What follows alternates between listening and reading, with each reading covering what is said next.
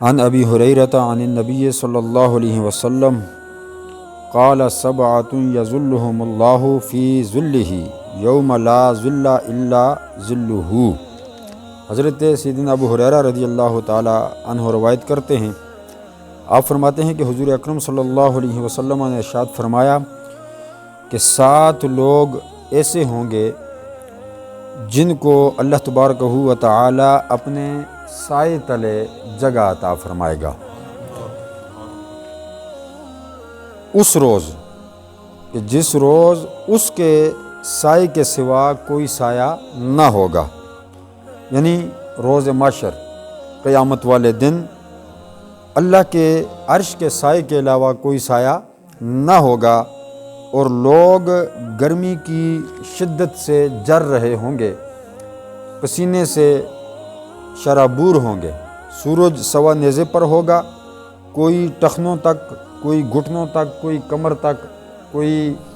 گلے تک، اور کوئی کانوں کی لو تک پسینے میں ڈوبا ہوا ہوگا۔ نفسی نفسی کی پکار ہوگی ہر طرف، ہر کوئی پریشان ہوگا، کوئی سایہ نہ ہوگا سوائے اللہ کے عرش کے سائے کے۔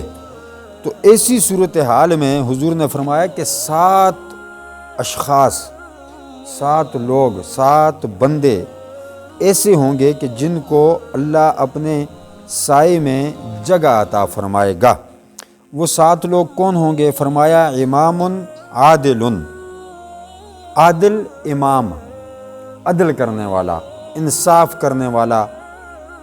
باطل کے سامنے ڈٹ جانے والا۔ امام سے مراد مسجد کا امام نہ لیں، بلکہ امام سے مراد حاکم وقت ہوتا ہے۔ یہ حاکم وقت نہیں جو آج کل چلے آ رہے ہیں، یہ نہیں، بلکہ یہ اس دور کی بات ہو رہی ہے جیسا کہ سیدنا فاروق اعظم رضی اللہ تعالی عنہ کا دور تھا،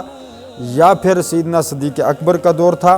یا پھر عثمان غنی کا دور تھا، یا مولا علی کا دور تھا۔ ان حاکموں کی بات ہو رہی ہے، ان اماموں کی بات ہو رہی ہے کہ وہ امام عادل، عدل کرنے والا، جو اپنی رعایا پر عدل کرے، باطل کو باطل کہے، اس کے سامنے ڈٹ جائے اور حق کو حق کہے، ایسا امام عدل کرنے والا اللہ کے عرش کے سائے میں ہوگا۔ اللہ تبارک و تعالی اس کو اپنے سائے میں جگہ عطا فرمائے گا۔ دوسرا شخص حضور نے فرمایا وَشَابٌ نَشَأَ فِي عِبَادَةِ اللَّهِ، دوسرا وہ نوجوان جس کی پرورش اللہ کی عبادت میں ہوئی ہو، یعنی اس کی جوانی جو جب اس پر آئی ہے تو اللہ کی عبادت میں اس کا دل لگا ہوا ہے، اللہ کی عبادت کر رہا ہے وہ اپنی جوانی کے عالم میں۔ یعنی میں نے اس دن جمعہ پہ عرض کیا تھا کہ بڑھاپے کے 70 سجدوں سے جوانی کا ایک سجدہ بہتر ہے،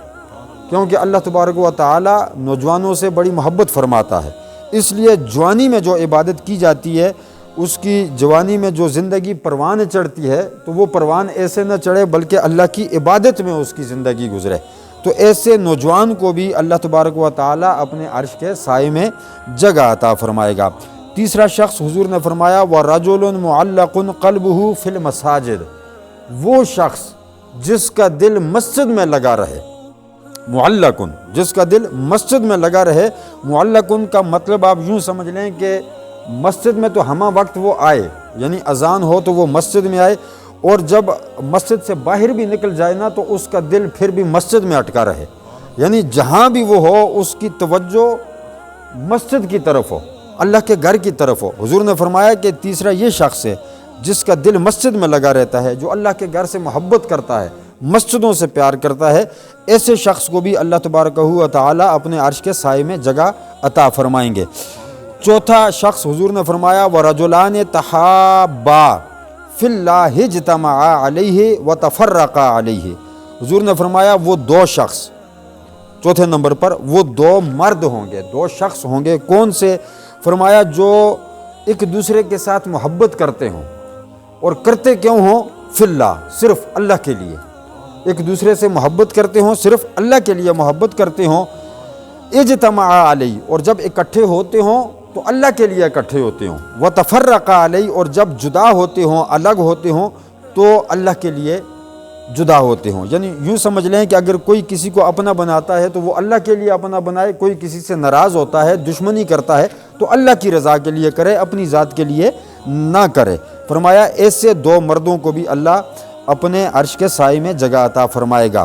پانچواں شخص حضور نے فرمایا وَرَجُلٌ دَعَتْهُ امْرَأَةٌ ذَاتُ مَنْصِبٍ وَجَمَالٍ، وہ مرد جس کو اعلیٰ منصب والی، حسب و نسب والی اور خوبصورت عورت برائی کی طرف بلائے، لیکن وہ برائی کی طرف نہ آئے بلکہ کیا کہے فقال انی اخاف اللہ، میں اللہ سے ڈرتا ہوں، یعنی برائی پر اللہ کے خوف کو ترجیح دے، اللہ سے ڈرے، برائی کی طرف نہ جائے، برائی اس لیے چھوڑ دے کہ اس کے دل میں خوف خدا ہے، خوف خدا کو ترجیح دے، اللہ کی ذات کو ترجیح دے۔ حضور نے فرمایا یہ شخص بھی قیامت والے دن اللہ کے سائے میں ہوگا، اللہ کے عرش کے سائے میں اللہ اس کو جگہ عطا فرمائے گا۔ چھٹا شخص حضور نے فرمایا وَرَجُلٌ تَصَدَّقَ بِصَدَقَةٍ فَأَخْفَاهَا، وہ شخص جو صدقہ کرے اور اس کو پوشیدہ رکھے، ظاہر نہ کرے لوگوں پر، لیکن یہ بات میں نے اس دن عرض کر دی کہ نفلی صدقہ جو ہے اس کو پوشیدہ آپ رکھیں تو یہ زیادہ ثواب ہے۔ نفلی صدقہ جب آپ دیتے ہیں تو اس کو پوشیدہ اگر آپ دیں گے تو 70 گنا زیادہ آپ کو ثواب ملے گا نفلی صدقہ۔ لیکن واجبی صدقہ جو منت آپ نے مانی ہوگی، جو واجب ہوگا، جو فرض میں آتا ہے، جس طرح زکوٰۃ ہو گئی، فطرانہ ہو گیا، یہ باقی جو منت ہوتی ہے جس کو واجب صدقہ کہا جاتا ہے، وہ آپ علل اعلان دیں گے، سب کے سامنے دیں گے تاکہ لوگوں کو پتہ چلے کہ اس کا فرض جو ہے وہ ادا ہو گیا ہے۔ تو حضور نے فرمایا کہ چھٹا وہ شخص ہے جو صدقہ کرے اور اس کو خفیہ رکھے، پوشیدہ رکھے، حتی لا تعلم شمالہ ما تنفق یمینہ، فرمایا وہ شخص کہ صدقہ کرے خفیہ رکھے، اتنا خفیہ رکھے کہ یہاں تک کہ اس کے بائیں ہاتھ کو پتہ نہ چلے کہ دائیں ہاتھ سے اس نے کیا دیا ہے، ایسے شخص کو بھی اللہ اپنے عرش کے سائے میں جگہ عطا فرمائے گا۔ اور ساتواں شخص جو ہے وہ رجل ذکر اللہ خالیا ففاضت عیناہ، حضور نے فرمایا ساتواں وہ شخص ہے جو تنہائی کے عالم میں، لوگوں کے مجمع میں نہیں، تنہائی میں عالم میں اللہ کا ذکر کرتا ہو، اللہ کو یاد کرتا ہو، تنہائی میں اللہ کو یاد کرتا ہو، اور پھر اللہ کی یاد میں روتا ہو اور اس کی آنکھیں آنسوؤں سے بھیگ جائیں، رو پڑے، وہ اللہ کی یاد میں رو پڑے، وہ اللہ کی یاد میں اس کی آنکھوں میں آنسو آ جائیں، تو اللہ اس کو اپنے عرش کے سائے میں جگہ عطا فرمائے گا۔ ایک روایت میں آخری جملہ آپ سن لیں کہ آقا نے فرمایا کہ جس کی آنکھ سے مکھی کے پر کے برابر آنسو نکل گیا، اللہ کی یاد میں، اللہ کے خوف سے مکھی کے پر کے برابر آنسو نکل گیا،